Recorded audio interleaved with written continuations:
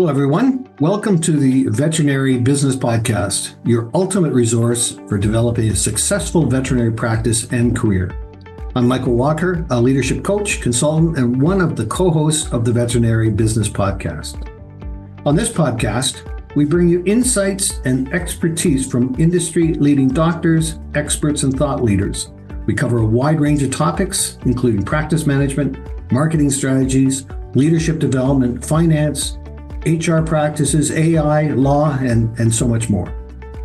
Whether you're a practicing veterinarian, practice owner, practice manager, or a student studying to be a veterinarian, this podcast is tailored to help you navigate the unique challenges and opportunities in the business of veterinary medicine.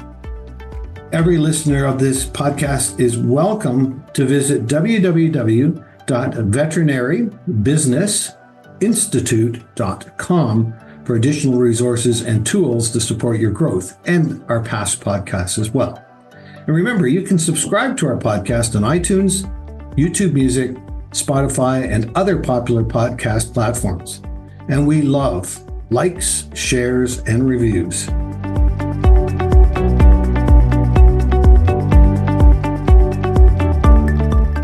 Today, we are excited to welcome Dr. William Tancredi to the podcast. Dr. Tancredi is a passionate and skilled veterinarian based in his hometown of Chadford, Pennsylvania. He has built a thriving practice and a strong connection with his community. In fact, on his website, he says, bringing dedicated, mindful, and personalized pet care. I love it. Beautiful selection of words there, Doctor.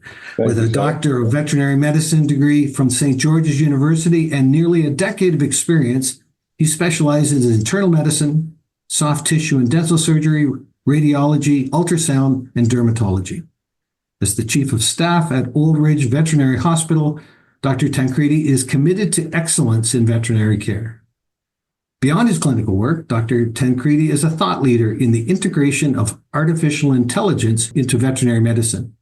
He has authored numerous books, articles, and blogs on the subject, exploring how AI is shaping the future of the field and improving patient care. His journey from a small mobile animal practitioner to a champion of privately owned practices provides unique insights into the challenges and opportunities facing veterinarians today. Our topic for discussion today is, let's talk about AI, implementation, challenges, and the need for ongoing learning. Dr. Tancredi, welcome to the show. We are thrilled to have you with us. Thank you, sir. It's really an honor to be here. I've long enjoyed your podcast, so I'm very happy to be a guest on it. Perfect. Well, that's always good to hear that you're one of our veterans, and we so appreciate that. Learning about AI from a veterinarian is truly inspiring, and I'm sure our listeners will be captivated by your thoughts on this exciting field. Exciting, but in some regards, it seems a little all over the place, but I'm sure we can kind of tighten that down a bit today. But let's start by getting to know you a bit better. So, however, I got to lead off with a very interesting tidbit about you and your home of Chadford, Pennsylvania. I always have to kind of look in and see who I'm talking with. And I understand your family's been part of the community for over 150 years. And your community was also home to N.C. Wyeth, the illustrator for Treasure Island by Robert Louis Stevenson. Mm-hmm. Yeah. Talk about, so you've got art roots. I mean, how serious legacy to follow up? I'm so glad you brought that up. I never get to talk about that. I am a big old nerd for the art of my hometown, the Brandywine School of Painters. N.C. Wyeth, the illustrated those Howard Pyle books. Then there was Andy Wyeth, and his son Jamie. Jamie was a client for a while before his dog passed away. But they're part of the local history, and they're the local celebrities. Their artwork hangs in the national museums and all over the place. It's fun to be so close to it. Some of there's a painting, I think it's Winter 1948, and the hill that is one of my favorite paintings, and the hill this guy is. The subject of the painting is kind of running down, just barely under control, is It's less than a mile from my house. It's not an imagined painting. It's a place. And, I went past it on the way to school every day.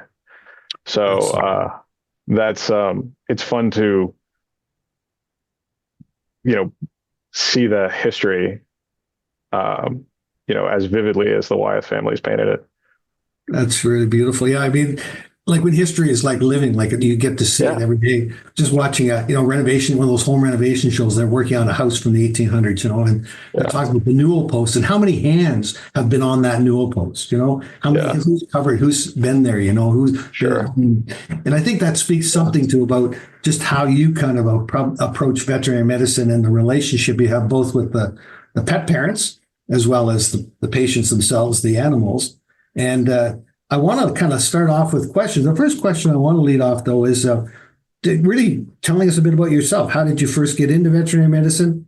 How did your passion evolve into exploring artificial intelligence? Love to hear your story. Well, I am really lucky because I'm not one of those people who wanted to be a vet from the time they were a kid. I kind of stumbled into medicine because I liked chemistry and physiology and everything. And I liked animals and I thought, oh, that's kind of neat. And the more I did it, the more I liked it. And I found out that, veterinarians got to practice all kinds of medicine instead of human, physicians who have to practice, often just have to specialize. And I thought that the vet med thing sounded a lot more fun. And, with all the wisdom of a 19 or 20-year-old, I set my career path. And because 19 and 20-year-olds don't always have it, at least this one didn't have a ton of wisdom. I really like that because I really like my job and I really like my role. And I really like that I get to help people and help my neighbors and like be there in the community. And like, I just went to I'm not an hour out from a kids parent teacher conference where I ran into a client in the hallway and she said, "I've been meaning to call you. Can I come into this afternoon?" And so she's coming in after we finish this podcast. That's cool. Yeah. I would imagine that you have some favorite stories about your pet parents and the patients themselves. Maybe even one that might help relate a bit of the new world of AI. Oh, I'm not sure if I have I have a favorite patient story and favorite client story. I was working as a relief doctor before I opened this place, and somebody brought their cat to me, and their cat kept escaping, so we gave it a microchip, and we talked about the limitations of a microchip and so on and so forth. And a few weeks later, I ran into this person at the running store, and I said, I was talking to a friend of mine at the running store, and she's like, "Yeah, I remember you." And I said, I'm opening a veterinary hospital. I've got everybody needs to get W-2s. And she's like, I-9s. And I was like, well, I was using this payroll company. And she's like, don't use that payroll company. And I said something else, and she's like, don't do that. And she said, do you need some help? And I said, boy, it sure sounds like it. And we got married last year, and our son was born this year. So I think she'd be a bit miffed if I said that wasn't my favorite patient. And the cat now, when I come down in the mornings, the cat jumps on my shoulders. That's and that's that. I think Louie and Amy win the favorite patient and client award. I love it. I love the name Louie. I could figure that one out. Louie. Yeah. That's cool. That's really, it's interesting. I'm an animal guy all day long, grew up with dogs, and last year we just had put down our Bernese Mountain Dog. So we've done the large dog quite a few times over the years, but we've got this little thing now, this little Yorkie poo. My wife wanted to have it. I've never had a little dog before. And I said, it's like a whole different. At first I thought, I'm going to kill this thing by accident. It's just so small. And it's, I tell you, a friend of mine, one of my clients said to me, he said, Walker, I give you a week before you're poo-pooing and on the floor with that little thing. And I said, no, it won't happen. Well, I had to get back to him and say it only took 3 days. It only took 3 days. Yeah. Anyway, so let's go into kind of jump into the AI side of things. So I was thinking a little AI 101 might be helpful for all of us as we start talking about that. So my understanding is that artificial intelligence is the simulation of human intelligence in machines that are programmed to think and act like humans in terms of learning, reasoning, problem solving, perception, language comprehension. Am I close? Yep. It's a working definition. That works. That's a good definition. So can you kind of flesh that out a bit more for us to better how that might, those are all nice, good words, but is there more that we need to know about that? So there's two concepts that I talk about when I talk about AI. And one of them is called natural language processing, which is being able to write and communicate with a computer in English rather than computer code, right? Like you don't have to write HTML or Python or any of these things. You can tell a computer what to do and it will communicate back with you, in your language in your natural language rather than one that we built for it. And then the second concept is the large language models, or LLMs. And these are the ChatGPT, the Claude, the Meta, I think Twitter has one called Grok. And these are huge models, huge natural language processing computer programs that are designed specifically for these tasks. They're trained on massive data sets, like the entire internet of text, and use deep learning to continually evolve and develop. But the bottom line is you can communicate with them and they can draw on a huge data set to make predictive answers about what you want, about the response you want. We can go way deeper into that, but I don't think we should today. That's the Veterinary Computer Science podcast I think we should do. But the business podcast, you just need to know that you can communicate without computer code and that these things are trained on massive data sets. Okay, cool. Yeah. I think that there's, again, acronym. We love all these acronyms, right? So just that, I've heard the LLM and I've heard that, and that thank you for that. Yeah. I was thinking you've written, as anyone goes online, I know that you're active on LinkedIn, and you've got your some articles you've written. I know the one specifically, DVM 360. But in your articles and publications, you've identified many of the benefits of AI, and specifically for the veterinary industry. Can you share some of those with us? So I'd love to. But I think to do that, we need to take a step back and talk about that there is more medicine to know than ever. And veterinary school is not 1 minute longer than it used to be. So one of the things that we sacrifice, or frequently sacrifice, is client communication, organizational management, leadership, as you well know, in the name of just do the science. And if you get good at the science, if you get good at the medicine, nothing else matters. And we all know that's not true, right? Like if you're the best doctor in the world and you can't talk to anybody, you haven't done your job. Right? Like that's the only part, doing the medicine, doing the surgery, knowing the thing is only part of the job. Communication is also part of the job. And these LLMs, the ChatGPT, the Claude, they communicate very effectively. And they can communicate, they do a very good job of what my wife calls translating doc into human. And they, I don't want to say dumbing it down, but 20% of Americans can't pass the most basic reading test. So if I send an email, 2 or 3 clients a day are just not gonna be able to understand the email I sent. So this makes it easier and better, and they can communicate you can ask it to communicate at a high school reading level, or even a middle school reading level, or in any of 100 languages. And all of a sudden you've done better medicine because you've communicated it better. and not to mention the business communications and all that we have little to no training in. We come from academia, and most of us go into private practice or general practice. And I should mention I'm a general practitioner. I'm not a specialist. And we learn on the fly, and everybody kind of assumes that you'll figure it out, you'll get it done.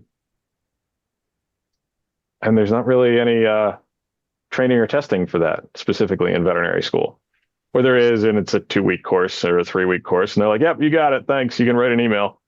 And that's really powerful. It kind of fills in the jagged edges of human performance. And it lifts a lot of emotional burdens. It lifts, if you ask ChatGPT to write a letter to someone because you're, in a hypothetical case, you have really stern language and you're really direct and you want to be a little more circumspect and delicate in your communication. Or maybe you're really circumspect and delicate and you want to be a little more direct. It can change your tone and do that kind of thing without, demanding an emotional effort from you. And I think that's all really, really potent as a field that struggles with those things and is burdened by those things. And it's not so much a productivity problem as a bandwidth problem, like an emotional, mental bandwidth problem. I think that is really where we're going to see in business the biggest, most potent impact. And it doesn't replace us, right? Like it doesn't take our jobs, it takes our tasks. But if I can say you got a 10-person practice, and I can save 10 minutes per person per day for a year, I saved what? 400 hours, 33 hours of time. What practice owner with 10 employees? Like that's not even a big practice. That's a fairly small practice. 400 hours a year of staff time, of doctor time. That's astonishing. What we can do with that, I think the sky's the limit. And I think there'll definitely be the folks that say the doctor that can now you can see 433 hours more of clients a year. I think we've got to protect it a little bit, but I think there's enormous potential. Yeah, that's you hit something on that. With the time savings, there's the culture is, well, okay, I'm saving time, then how can I just do more? But what if it's actually saving time to do less? To be able to invest more in the things that you're passionate about, but not necessarily back into your people, back into your family, back into whatever that is, right? Whatever you want. Yeah. I mean, more time with the client that actually needs more of your time, with the patient that needs more of your time, with the staff that needs more of your time, with the wife or the kid who just deserve more of your time, right? Like, or just to go read a book and, get more of your time back. What you do with it is up to you. But I think the software can give it to you. And, someone at a PE firm is going to listen to this and be like, well, wow, we can really crank the pace. It's like, yeah, you could, but maybe you don't have to max it out all the time. Yeah, well, is life about productivity or prosperity? But not just prosperity from a financial perspective, but financially, relationally, physically, emotionally, and spiritually. Exactly. Whole different ballgame. But we're in a system where culturally, it doesn't really matter what field you're in. There's just success has become kind of one-dimensional, and social media is about how many likes you have, how many people follow you, and it's about how much money's on the bottom line. But where did the passion piece go about why you got into it in the first place? Where did that get parked? And I got to tell you, I asked ChatGPT the first time I had a crack at that. I asked it to write an article for me. I'm as a leadership coach. I said, write an article, and I'm a professional mediator. Write an article to me about conflict coaching as it relates to mediation. And I wrote this article, and I sat down and read it. I'm going like, this is really good. It's pretty good. And Yeah. but the thing that caught my attention was it was like me. I was wondering, was it listening to me? Like it felt like the words it used, the language was so much like mine, Yeah. my material, but other things that I had never used. So I'm going like that is just really cool. There's a part of it that's a little overwhelming. That wow, I could just plug that into a LinkedIn article and go, which would be great as long as there's no. And that we're going to talk about some of the challenges in a second here, but on the other side of that is like, how did it get that information? Where did it gain that from? You shared a bit about that the LLM, the large learning. Mm-hmm. It's a collection of my stuff is in that Yeah. relation. If it's scraped the internet, it's found all that. And this is a fun project if you're a writer. Take a body of your work, throw it into GPT or Claude. I think Claude's better at it for this particular project, but throw it into Claude and a project and say, based on this body of work, create a style guide. What can you tell me about the author? What can you tell me about, the author's persona? What can you do this? My wife and my stepson had a good laugh hearing how Claude responded when I gave it a persona to respond. There's this idea of giving it a task and giving it a persona. I usually do both, but if you get a persona to like evaluate the work, it's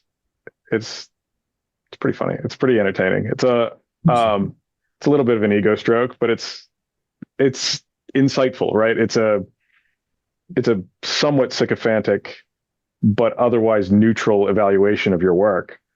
And, like a neutral third-party evaluation that costs you not more than $20 a month it's pretty valuable. Yeah. Yeah. Well, I think the other thing too, you're talking about again, how do you get it? We talked about learning. There's a learning curve in this, and one of the best mechanisms of learning is practice and applying it and doing something. See, that's what you're talking about. And on top of that, though, it's also from a lot of the if you're writing medical journals for the medical field, then there's a language and structure that's expected, and there doesn't need to be a lot of peripherals in that. But if you're writing to somebody like me who doesn't have his doctor, how do you, and to your point of the emails, bringing emails into context that how often I've received something from a doctor that I can't understand. I have to go figure it out. I'm not going to admit that I can't figure it out. I'll just figure it out. However, what wouldn't it have been nice to, because the number one thing, we know that 70% of people leave companies, organizations when they don't feel valued and heard. And if you're writing an email over my head, then I'm not feeling valued and heard. Very interesting scenario. That's a really interesting point. I like that insight actually a lot of, if we have a bias to think like, of course I think I'm communicating effectively. Otherwise I wouldn't have tried it that way. Right. Like, but maybe you're not. Right. And I think, in vet school, they'll scold us for calling it a leg instead of a limb. And then you go out in the real world and somebody looks at you and goes, what is neoplasia? I got my hand. Right. Yeah. And, on the one hand is like, we demand extreme technical competence. And on the other, and the ability to communicate it at a very basic level. Yeah. Well, we kind of have to go back, the common denominator. Where people at. The AI thing is a great example because it's come at us at a very sophisticated, the whole nature, it's big and sophisticated, except the way you just broke it down, it's not. And an application, it's pretty easy. Right. But the idea though, we get overwhelmed by it. It's like in my world, we do a lot of diagnostics around cognitive processing and things like that.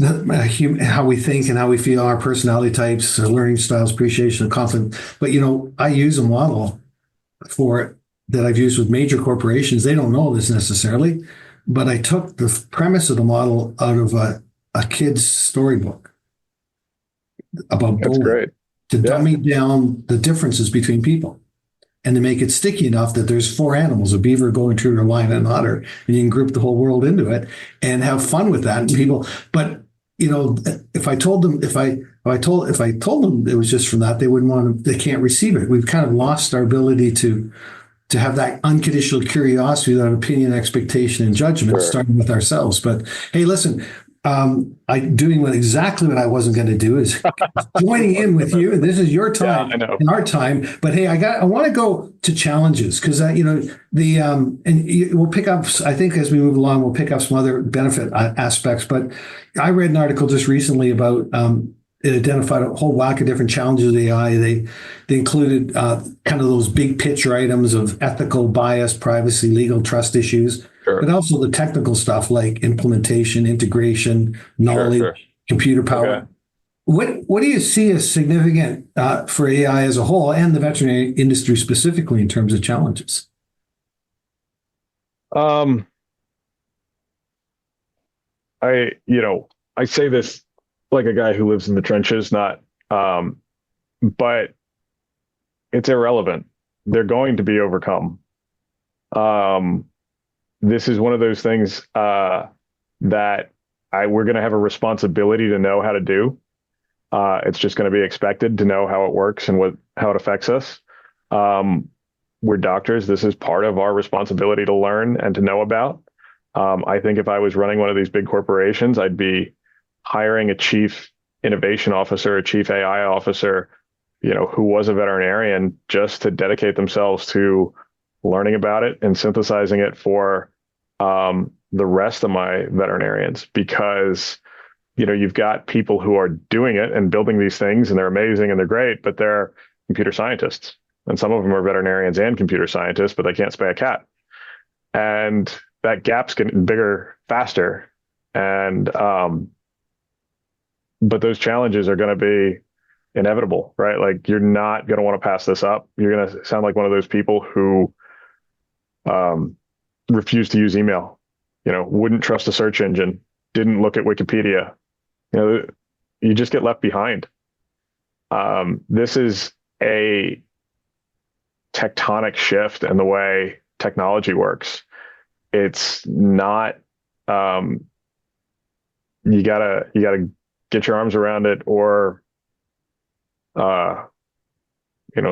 find a job that doesn't require it, because this is going to be one that requires an understanding of it, and can wildly benefit from it, right? Like, I'll go back to that. I think the challenges are the privacy, this, that. I don't think it's as bad as, I don't think it's great, but I think it's completely inevitable. I think that kind of like consumption of content out there has happened.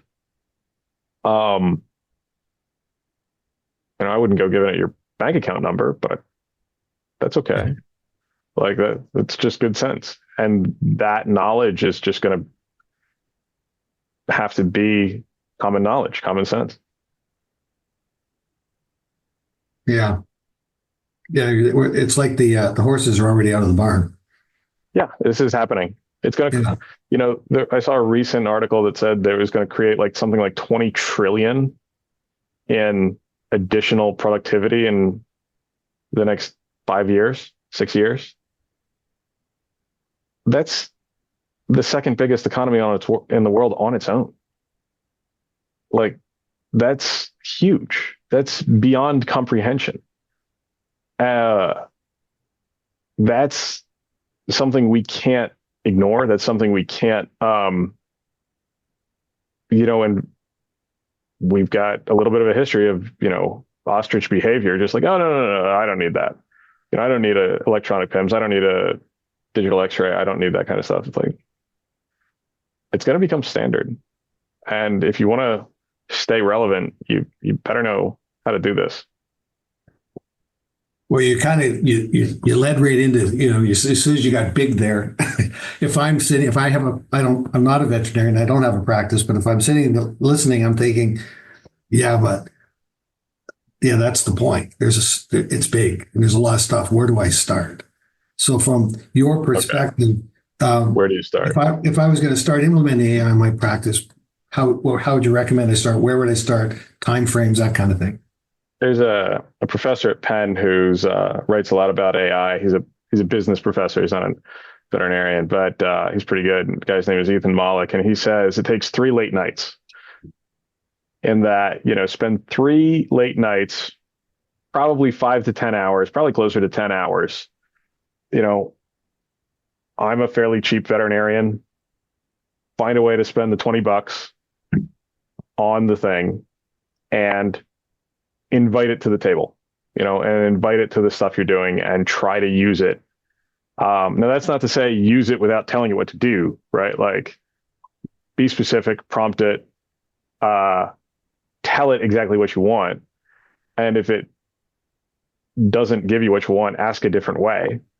Learn how to ask the question. I think one of the signs of real genius is asking really good questions. And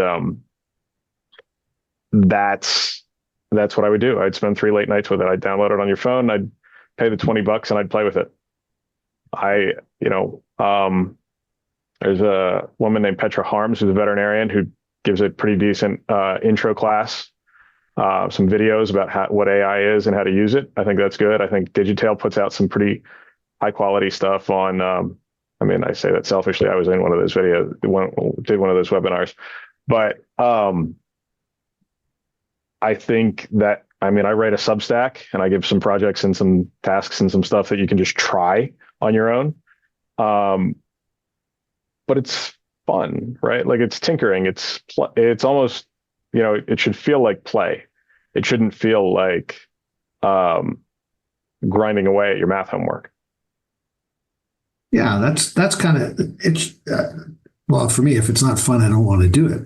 But I, just for our listeners, the doctor's referring to a couple of people that, of course, you'll be able to listen to this again. But you're also, we're going to be, near the end here. We'll make sure that we're going to give you how to reach out and connect with Dr. Tancredi, and make sure that we're not leave just throwing stuff out here you can't follow up on. So right, yeah. Make sure it's available. Yeah, so don't get all panicky. You have to go back and catch. No. We'll be able to pull that around with him. You'll be able to tinker and play and try it. Go to ChatGPT and just, if you open up ChatGPT, it'll have, surprise me prompts. It'll have suggested prompts. See what it can do. See what images you can make. We talked earlier about putting all your stuff into, a bunch of your own content into like a project or a GPT or something to see how it interacts. I think that's a good project because it gives you a good sense of the shape and limitations of the outputs. Because in theory, you're very familiar with your own content. And then looking at it through a third party's eyes, you kind of get a good idea of like, okay, it did this really well. It highlighted this and not that. And, giving it tasks based on that kind of stuff gives you a good sense of, I keep using this phrase, but the shape of it, so that you can get a handle on it. And like I said, it's going to take you 10 hours, 10 hours. Spend the time. It's worthwhile. That's right. Yeah, I always have a statement that I use when folks are, I'm not suggesting to any of our listeners that you're procrastinating yet, but I do have I say, what's at risk to try what the doctor's saying? And then, but the second part of my question is probably more relevant. What's at risk not to? Right. And that's the player. And that's the one we don't get. Our emotions sometimes hold us on the first one, hold us hostage on the first one. And we don't let that reasoned response, our prefrontal cortex catch up to some common sense here. So anyway, thank you. I want to hit, there's a question here that I want to get to, and then we've got to just watching our time here. Sure. Is there any specific measurements that you use to gauge the success of AI in application in your business? Like, I know you're talking about the emails. Is there any way because some of our listeners are going to all be wanting to quantifying this. And I'm not saying it shouldn't. I mean, investing in something just to lose money doesn't make sense. However, that's true. I think if you want to, I think it would depend on the listeners, like how much time or how much detail they take about accounting for their own time every day. Because you'll get a bunch back in writing emails and writing notes. If you use VetRec or Digitail for your AI scribe, it'll it'll work real fast and you'll save a ton of time. But if you don't measure it, you're not going to see it. You're not going to find it. So I'd like the metrics, I think, will be there. I mean, my practice runs fairly well, I think. And I use a lot of AI tools, but I think if you want to do a measurement on how effective it is, measure the before and measure the after. Don't come to me and say, well, we had a bad month with the month we used AI. It's like, okay, that's correlation without causation. Don't blame me for that one. You might as well blame it for the snow. So I think if you're going to implement a task, like decide, again, it's about tasks, not jobs. Find tasks you want to augment, tasks you want to automate, and ones you want it to avoid. Then transition, you're going to have to redefine some roles. You're going to have to deepen some roles as your staff and your implementation, in the implementation. Education, it's got to be ongoing. It's definitely got to, you're going to have to redefine some things. You're going to have to reevaluate some things. And as you progress, you're going to change how you evaluate employees. You're going to change how you evaluate, job performance, because certain things are going to get standardized or lifted and raised, and you're going to be, I hope, intolerant of poor performance. I think a good leader is intolerant of poor performance. That's good. Well, I think just looking at our time, and I'm going to go ahead and start wrapping us up now. Okay. I think, Dr. Tancredi, I think it's important that we look at this from trying to look at it. What I've heard you say is that not to be overwhelmed by it, break it down into bite size, go ahead and spend $20. You're talking about $20. I assume you're referring to $20. I think the paid versions are better. The paid versions are better. You can cough up $20 to try it. If you're sincere about trying it, cough up $20 and try it for real. Yeah. Try one of the big models. I would do Claude or ChatGPT. I think those are the best ones, and see what it can do for you. Perfect. Well, listen, thank you so much, Dr. Tancredi, for joining us today and talking about AI implementation. We covered challenges and the need for ongoing learning. Really appreciate it. Thank you for your time. If some of our listeners would like to learn more about you, how can they best reach you? I'm doing my very level best to respond to messages on LinkedIn. You can shoot me an email. It's available on my hospital website, oldridgevet.com.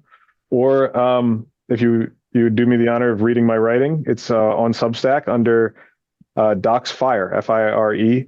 And I write mostly about AI, some other stuff in vet med that's a little more interesting or a little spicier, I suppose. But mostly it's about AI, and there's all kinds of stuff about projects and techniques for implementation. So it's free. I hope it helps you. And if there's anything I can do to help you out, shoot me a message and I'll get back to you as soon as I can.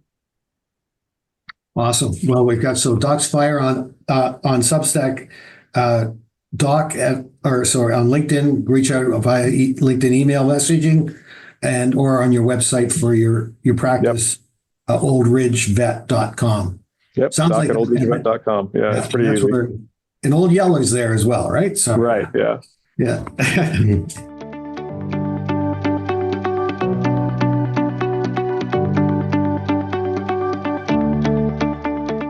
I also want to take a moment to thank our listeners. We appreciate each and every one of you. We cannot do what we do without you. If you'd like our podcast, if you're enjoying it, please share it with your colleagues, friends on social media. Also, please don't forget to leave us a review on your favorite podcast platform. Remember that your reviews will help other doctors in practice find us and help set them up for success as well. So until next time, keep striving for excellence and making a positive impact in the lives of your patients and your pet parents. And this is Michael Walker signing off and wishing all of you an amazing week ahead. Thank you again, Doctor. Thank you, sir.